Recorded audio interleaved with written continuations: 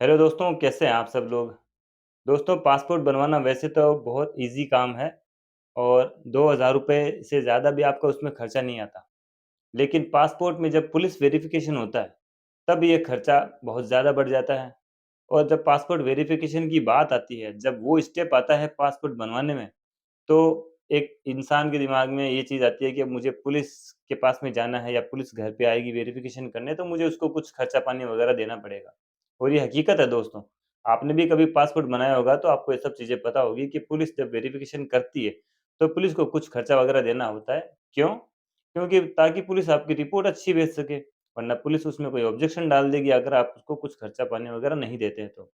हालाँकि सब पुलिस वाले ऐसा नहीं करते, कुछ जो भ्रष्ट लोग हैं, वो पासपोर्ट वेरिफ़िकेशन की रिपोर्ट भेजने के लिए आपसे कुछ न कुछ लेन-देन करते हैं और आप भी सोचते हैं कि चलो मेरा काम आसानी से हो जाएगा, मुझे कुछ इसमें लफड़ा नहीं करना पड़ेगा, तो आप भी 200, 300, ₹500 जो भी इसमें हो पुलिस वाले को, उसको देते हैं आप, ठीक है? तो दोस्तों, आज मैं आपको बताऊँगा कि ये सब चीज़ें इल्लीगल चीज़ें हैं और आप किस तरह से इन सब चीज़ों से बच सकते हैं। आप अगर नहीं करेंगे, तो ये सब चीज़ें बाकी लोग भी नहीं करेंगे। क्योंकि शुरुआत जो होती है भ्रष्टाचार की वो हम लोग ही करते हैं और फिर जब भ्रष्टाचार बड़े लेवल पे होता है तो हम लोग कहते हैं कि देश में भ्रष्टाचार बढ़ गया है। इसको प्रमोट हम करते हैं और नुकसान भी हम जैसे लोगों को ही झेलना पड़ता है। जो रिश्वत लेने वाले हैं उनका कुछ नहीं बिगड़ता। तो सबसे पहले मान लीजिए आपने पासपोर्ट के लिए एप्लीकेशन लगाई पासपोर्ट ऑफिस में। वहाँ आप जाते हैं, एक आधार कार्ड और आपका जो भी एक और अदर डॉक्यूमेंट्स है, जो फ़ोटो है वो आप ले जाएँ वहाँ पे, जो भी डॉक्यूमेंट वहाँ पे माँगा गया, आप ले जाएँ।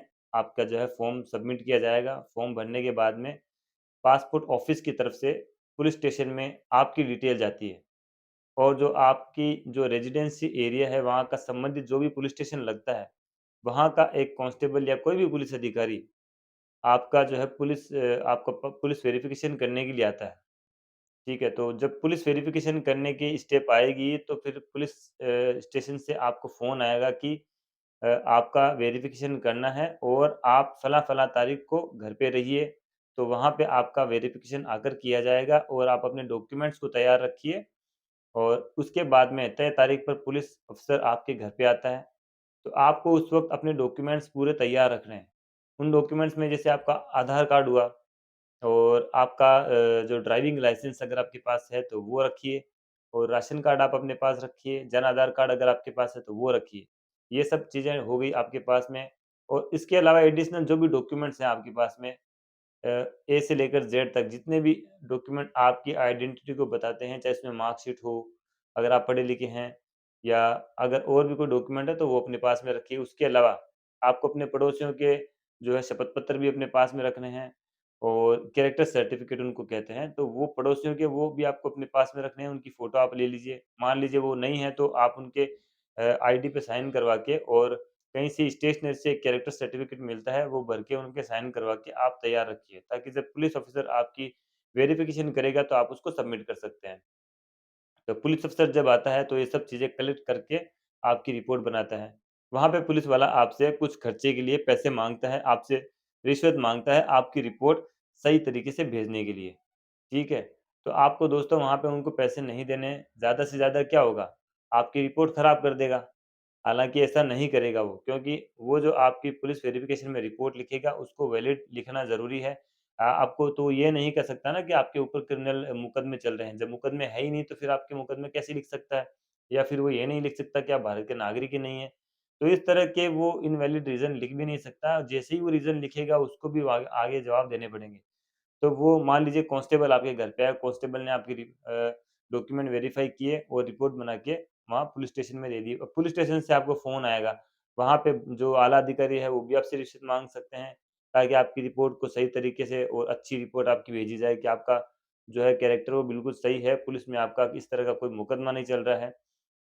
तो आप अगर वहाँ से डर जाते हैं या आप भी साठ-गाँठ करने पे उतारू हो जाते हैं, तो ज़ाहिर-सी बात है आपको वहाँ पे उनको रिश्वत देनी पड़ेगी।